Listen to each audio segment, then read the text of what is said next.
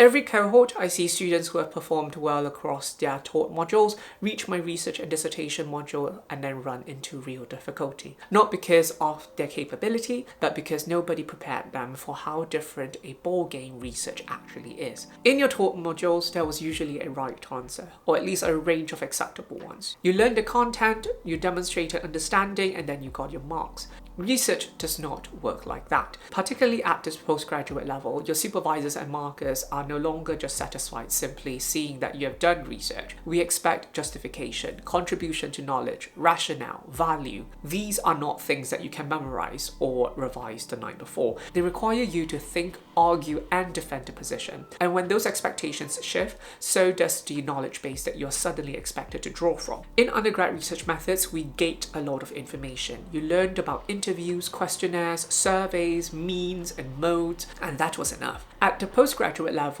that is just a starting point, and the floodgates on research knowledge and expectations are suddenly all open. You are now expected to understand paradigms, ontology, epistemology, systematic reviews, scoping reviews, Delphi studies, grounded theory. You are expected to synthesize theory into your research design or develop theory from your research. The step up from knowing about research methods to embracing research in its full complexity is immense. For many students, experiencing that gap is the first real shock of postgraduate study. It hurts to admit this, but something that rarely ever gets said out loud in academia is that research is not fair.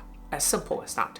Some students find a viable research gap with very little effort. Others search for months. Some research designs are straightforward to execute. Others carry significant administrative weight. Ethics approvals, institutional permissions, participant recruitment across multiple sites. And a great deal of this has less to do with your skill and more to do with the nature of your topic and field. Some fields are densely researched. The gaps are narrow and difficult to locate. Some participant populations are hard to access. You cannot predict how people will respond to your recruitment efforts. Ethics approval can be denied or withdrawn. Data saturation may not arrive until interview number 30.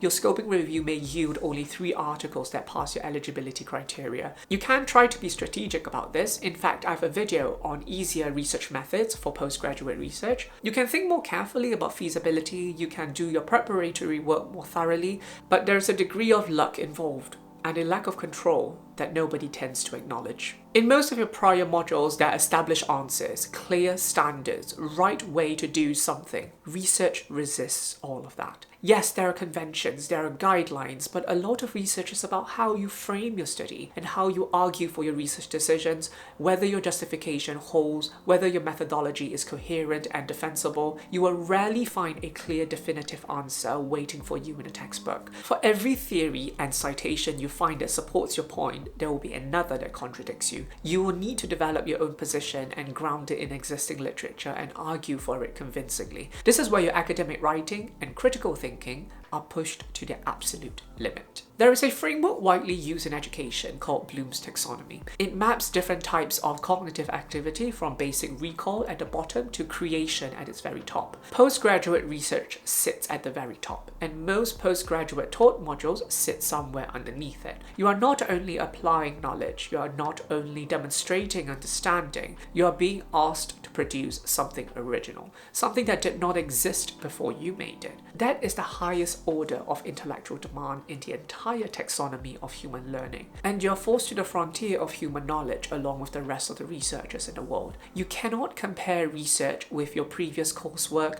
taught modules, exams, and essays. It feels different because the demands are fundamentally different. One final thing, don't obsess over an easy distinction or merit. The mark at the end of your dissertation or thesis reflects your research knowledge and skills as captured in a document that you submitted. Nothing more. As markers, we can only assess what is in front of us. We do not account for the rejected proposals, the participants who have never responded to your emails, the methods that you studied but had to abandon, the months of uncertainty before your study finally took shape. In fact, students who have a smooth research experience, the lucky few who find their research gaps easily, recruit without difficulty, submit without setback, and in some ways cruise their way into a distinction, may have had fewer genuine learning opportunities than students who had to fight for every single stage. The difficulty you experience is actually shaping you, Every obstacle that you have worked through has built your capacity as a researcher in ways a smooth, uncomplicated study simply cannot offer. The difficulty is not incidental to the process. In many ways, it is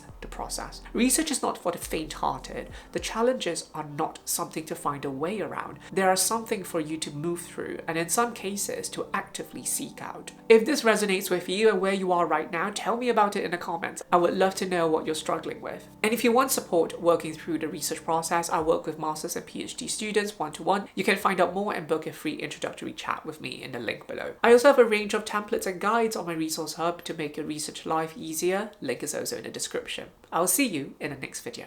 Goodbye!